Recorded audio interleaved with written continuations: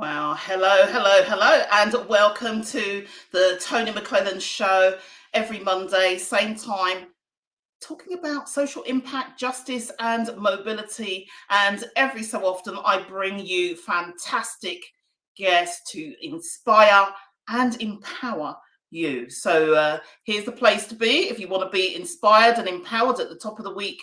And this week is no exception to that rule, because we have the fabulous Emma Preston, who is no stranger to the Tony McClelland Show. Welcome, Emma. Hi, how are you doing? You okay? I'm good, thank you very much. So we've got a couple of people saying hi already. If you are joining us here, then please just say hi in the comments. Let us know where you are joining us from and get those questions ready, because we're only here for 30 minutes and it's going to be a magical 30 minutes, action-packed, just like Emma's 50s has been so far. So we'll say hi to a couple of people in just a moment. But Emma, why don't you introduce yourself? I didn't know how to introduce you because there's so much, but introduce yourself. So, Emma Jane Preston. I'm 50, nearly 57, not quite yet, but I'm now a graduate of television production. In fact, my hat is, hang on, there, my mortarboard, and my certificate is just above me here. I'm now self-employed. I'm freelance in television. Been employed for most of my life in retail, hospitality and distribution. But since getting my degree in television production, I've decided to go it alone. And I am terrified. But you know what? At some point, Tony, you've got to make that step, haven't you? Absolutely. And today's episode is about always believing, Emma. So we are going to cover some of those things and resilience, because you bring a whole new meaning to that, and all this myth busting with ageism. You can't do this because you're too old, you're in your 50s, you're a woman, you've busted all of those things. So we're going to hear about them in just a moment. So while you're getting warmed up, Emma, I'm just going to say hi to a few people that have joined us. We've got Susan Sneath. Welcome, Susan, from Alberta in Canada. We've got Gampat, who's there from Dubai. Thank you. Welcome. We've got Melody, a couple of people who are identified. I'll find out who you are. I'll drop your name in. We've got Melody. Lovely to join. Thanks for joining us, Melody from Massachusetts. We've got the wonderful Chris Lomas doing some fabulous things out there for refugees and asylum seekers. Thank you so much. That's Hope For. Do go and check them out and give them a follow. We've got Marcia Lee from Washington, D.C., another person doing some fabulous things in healthcare. Do check each other out and follow each other, because that is what this is all about. We've got Sandra White, who's from the UK. Welcome, Sandra, and thank you for joining. Parmad, hello. And we also have Bernard. So from Washington again. Thank you so much, all of you, for joining, and just keep them coming. Tell me, give me your names, get those questions ready. And now, Emma, over to you. Can I just say, you look absolutely, your eyeshadow is absolutely fabulous. It's all rainbow coordinated and it matches your painting. So where do you want to start? Should we start with eyeshadow or should we start with the paintings? Okay, so well, the paintings are just a reflection of my life, really. There's a little bit of chaos in there, but it's all about color. My life has been a bit chaotic, to say the least, but I do believe that life should be about a rainbow. A lot of people think that I do this kind of thing for LGBT, being that I'm transgender, but that just isn't. Well, it partly is the case, but in truth, it's because I just see a rainbow of color, and it's about grasping every opportunity. And let's face it, opportunities come in a wealth of colours. There's over 1 million colours out there. And for me, I build my life around things that make me feel happy. And this stuff makes me feel... In fact, my whole flat is full of paintings that I've done. I should sell them. I might make a few quid. Well, the thing about it is, and it's about creativity, isn't it? Yeah. So you're always making things, painting things, drawing things. I've seen your mood board a couple of times as well. That's really colourful when you've given us the privilege of actually seeing that as well. So let's call, and I know that you are a champion of transgender, diversity and inclusion. Sure. And so let's call it this colour, let's call it diversifying, in terms of your life. So where do we start? Let's just say a hi to a couple of other people. We've got Simon Hodgkins. Welcome, Simon. Bernard has said that he's from Washington, DC. Thank you so much. And we've got Malek from Sweden. Lovely to have you join. Get those questions ready for Emma. I've only got her here for a short period of time, and I'm very privileged with that too. So I guess from my point of view, the reason that I felt that the title for us today would be Always Believe is because that's what I've done. I have been through a lot of challenges, and especially as a trans person, it has been difficult. I'm not an activist, I don't go out there and I don't beat the drum. What I try to do is I try to be the best person I can be. When I was trying to be the best trans woman possible, I still faced daily, almost hourly sometimes, abuse and aggression, especially because during that time it was COVID and I was working all the time in a supermarket, and I felt it all the time. But I think for me, when things change, and I think this is I think this is for life in general. When I started realizing who I was, I started being the best Emma Preston I could be. Okay. Then life became a lot easier and a lot better. And then I started believing in myself. And by now I was already doing a degree. I always wanted 14 out of 14 module firsts. And I got that. Then I got my first in my degree. But I was worried, Tony, that being transgender and being the age I was, I would never work in television. Well, as you know, and some people who might be watching, that wasn't the case. And I actually have broken into television. It's a case of always believing. Well, can I just say congratulations, first of all, on not only breaking into television, but, on your degree as well, because I think that is some marvelous achievement there. And I just want to reassure anyone that's out there, whether you are a woman, whether you are in your 50s or whatever race you are, if you have a disability or not, transgender or not, I just want you to start believing, because this person here, Emma, is, resilience in herself, and is saying to you to always believe, because that is what she has done, and it has helped her tremendously to get through some of those challenges, because it hasn't always been plain sailing, has it, Emma? Absolutely not. No. And I am a 2-time suicide attempter or attemptee. I'm not sure, but I one of them was a very serious attempt. One of them maybe not so much. But I think both were crying out for help. But I realized that the only person who was really able to help me was me.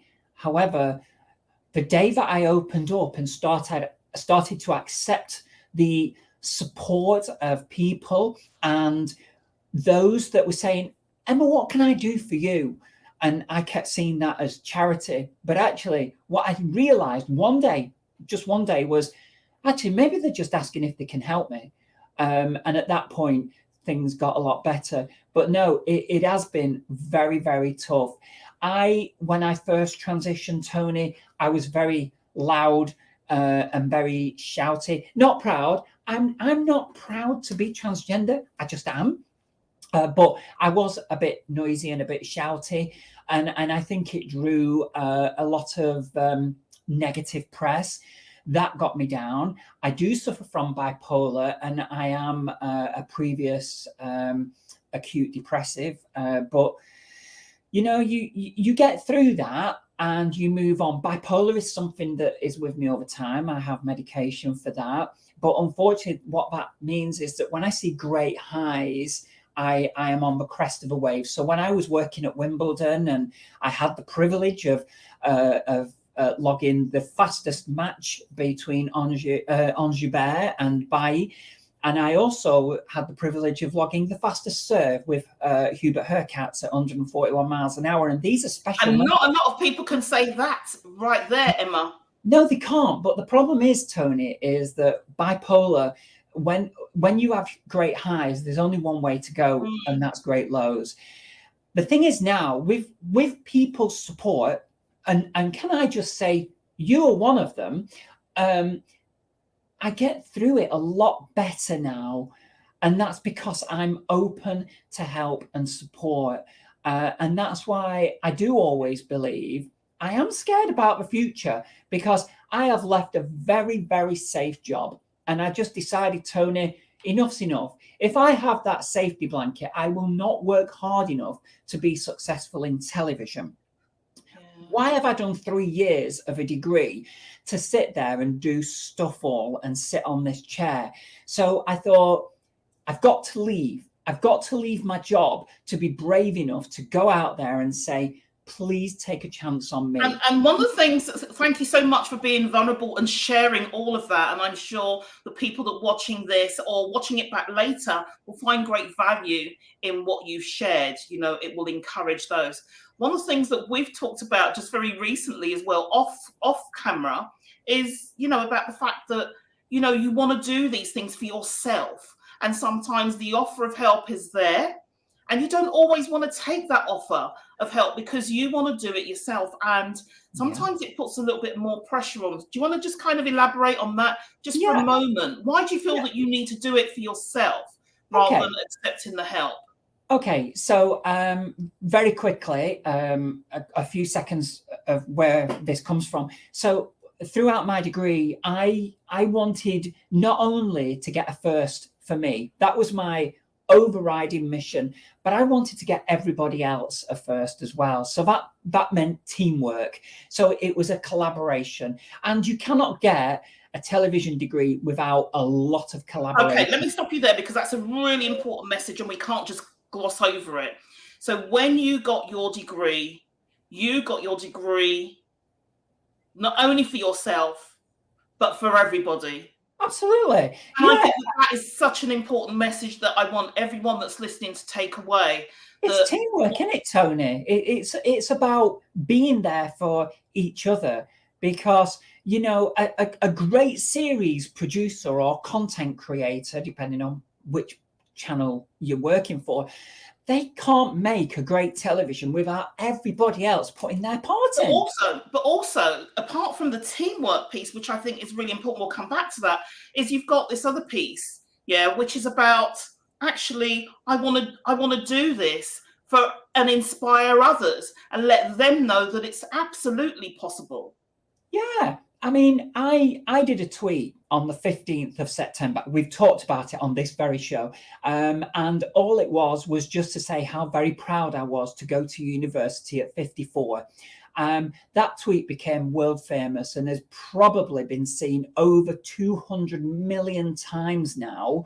And it's just actually, yes, it was, because it was on some leadership posts as well that were kind of going, and they were trending. Yeah. I saw that. Yeah, and people like Brené Brown have picked up on it, and is it Melanie Robbins, and they've used it, and I'm not bothered. I'm not bothered. I don't need the kudos for it anymore. But for me, I didn't realize on that day just how much I would need everybody else to get my degree as well. And now, transferring that into the business world, I have left a very safe job, and I am, well, as it stands, well, as I'm sitting, I'm actually out of work right now. It's okay. I'm financially okay, but I will need to get work. So, I couldn't have got into television without the support of others, because in the media world, it's not what you know, and it isn't even who you know, Tony. It's who knows you. Okay. So, I spent ages building up my LinkedIn network, and it was through LinkedIn that I got my first break in television, that got me a break where I worked myself, networked the heck out of a 4-week course that I got onto, and I ended up working at Wimbledon. Good for you. But these things, you need help of others. But the thing about it is, Emma, I think it's important for us to distinguish the difference between, people offering you help and you wanting to take it, and depending upon others' help, because I think that there's a lot of people out there that do depend on others to create these opportunities for them. No one owes you anything. But what I do want to raise, you've raised so much just in that short action-packed statement, because basically what you said is, when you've done your first degree, you've done it not only for yourself, you've done it for everyone else, and that everyone else is about, you can do this. You can do this. Yeah. You went through a place of, not wanting help, because you wanted to prove it to yourself that you could do it for yourself, to actually accepting help, and that not that it was charity, but actually that these people just want to be supportive and help. And you've realized the importance of that team and having people around you, and you have been part of other people's team, and now it's about who's in your team. And the other part is really about, which I really want to highlight, that anyone that's watching now or watching it back later and thinking that, people are in their 50s, they have no value or have very little value, then, please rethink that, because this person here, Emma, is testament to that there is so much experience, wealth of knowledge, and bringing so much to those diverse voices around the board, around the table, and in the workplace. So I just want to say thank you, Emma, for everything. You inspire so many people too. It's very nice of you to say that. I don't see myself as an inspiration. I just work really, really hard. And I care about others, and I'd like to think that is a bit like a bank, where you give a deposit and you can make a withdrawal. But if some people aren't prepared to, do you know what? That doesn't make me bitter. I just think, well, I did my bit. But I have, my journey is a long way from over. I have gone from being the top of the tree to suddenly I'm now at the bottom again, and I'm working my way up. I'm going to need the help of others. I've got a major operation coming, and I'll share with your viewers. Let's hold that one for a moment, because there's a few things I want to come to. But before we do, Emma, let's just bring some people into this conversation. So we've got Walid, who's here, who's saying from Ryder. We've got Marcia, who's saying congratulations, and also Simon that's saying congratulations on your TV news. I need you to know that these people are celebrating you too. So we've got Miranda, who's saying hi, and Mike Beverly saying having loving and supportive friends is a major part of your healing and transition to wellness. And sometimes it's not just about friends, though, is it? It's about the wider network. They may be just acquaintances, not necessarily friends, but people that can support you, you can support, and they can support you in turn. Thank you so much, Mike, for that contribution. We've got a couple more here. Susan Sneath is saying, Emma, getting a degree for yourself and everyone. This is gem indeed. It absolutely is. She's amazing. And collaboration, not being afraid of asking for help is key. Yes, maybe there might be a collaboration. You never know. You'll have to watch this space. So thank you so much, Marcy, for your contributions. Yes, collaboration is key. We've got Welcome Melody. The help people offer are your resources. They get the light energy from helping you as well. Absolutely. Yeah.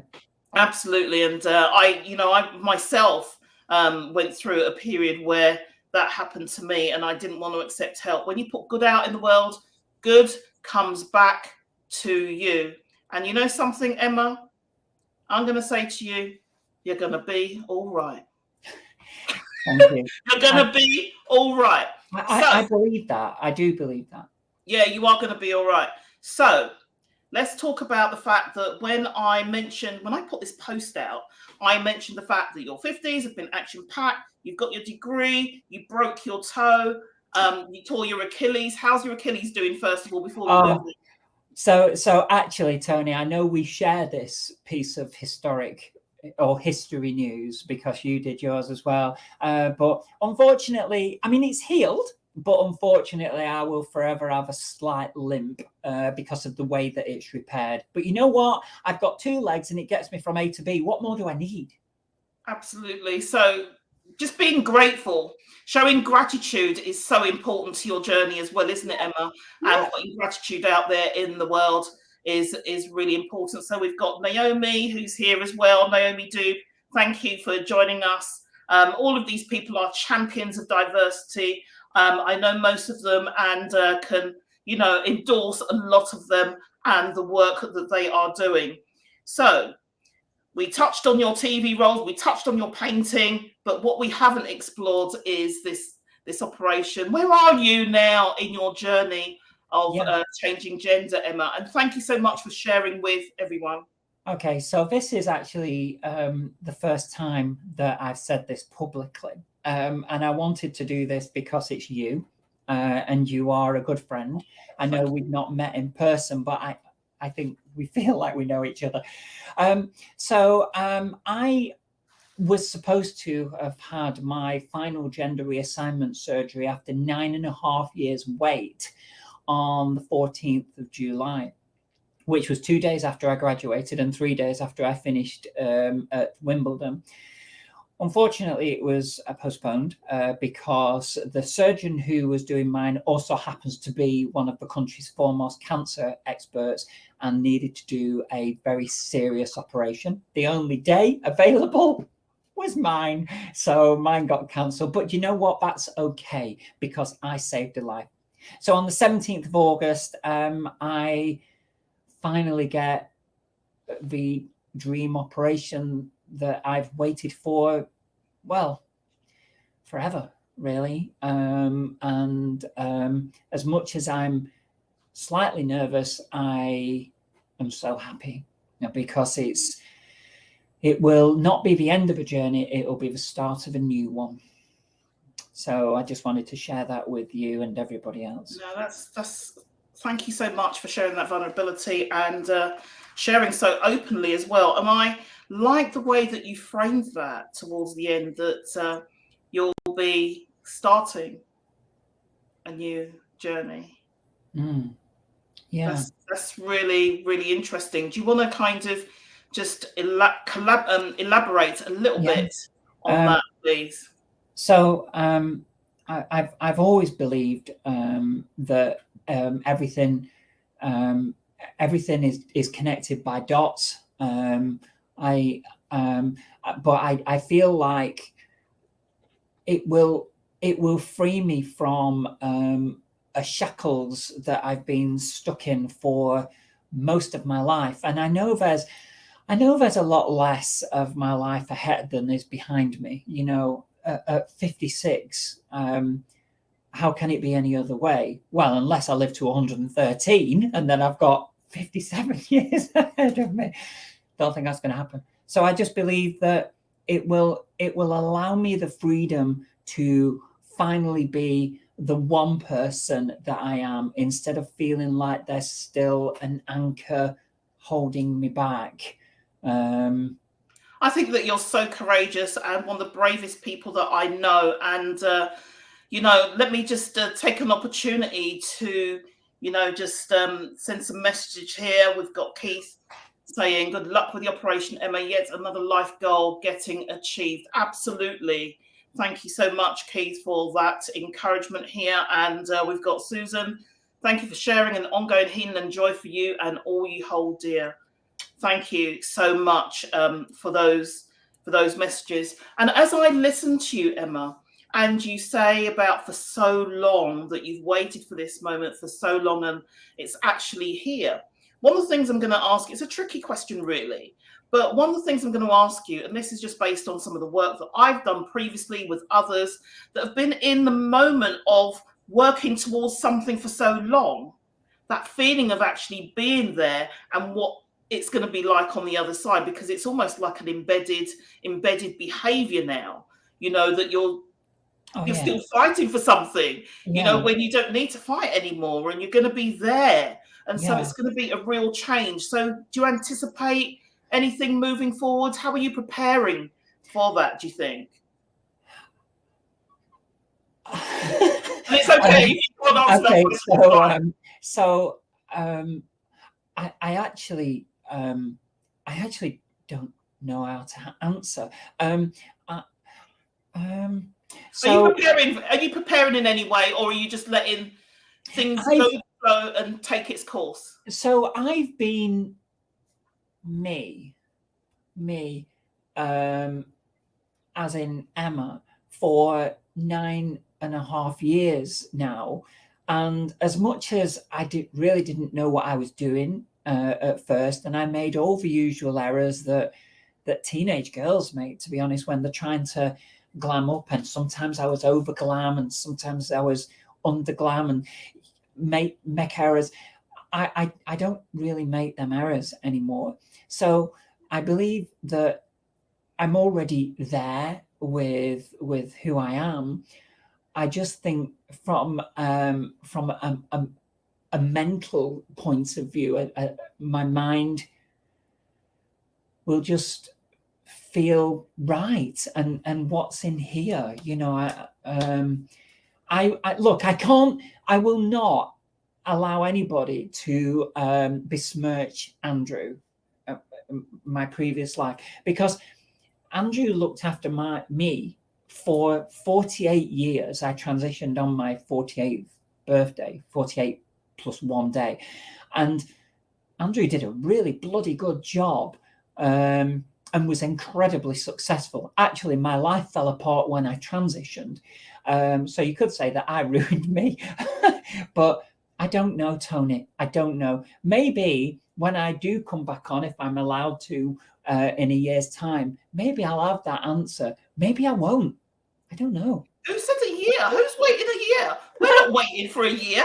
We want you back in a couple of months and letting us know. And we want to keep hold of this story. Let us know in the comments if you want to hear more of Emma's story through this transition, because I think it's so important. It sends such an inspiring message out to others, because I think that, I see so many people that lose their courage and not so courageous or feeling brave as they get older. And I can remember some moves that my son made when he was really young and think, well, actually, we don't do that anymore.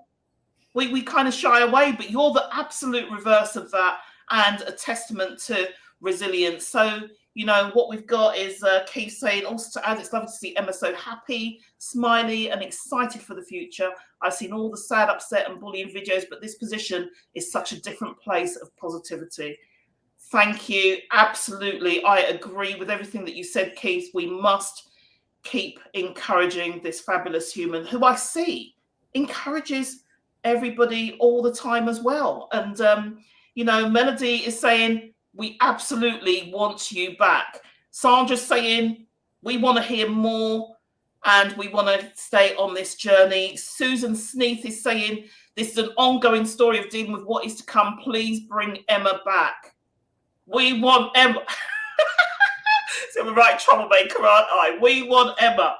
Have a great day. Please return Emma. Okay, so I think the audience have decided for you, dear lady. And before we conclude, I just want to say thank you so much for sharing.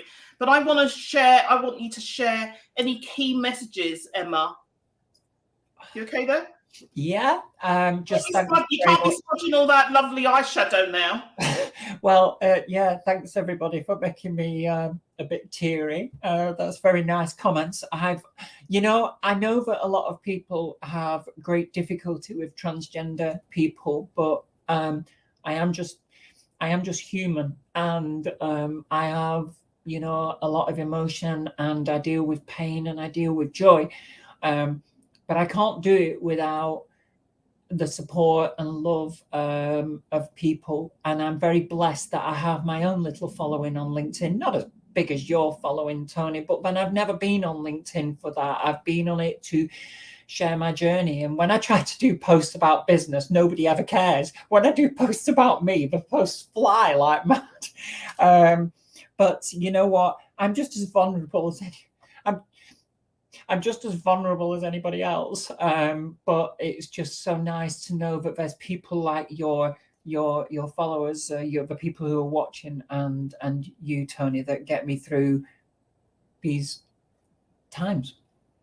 Well, it's not very often that I can say this, that I'm starting to tear up myself, Emma, so you need to stop.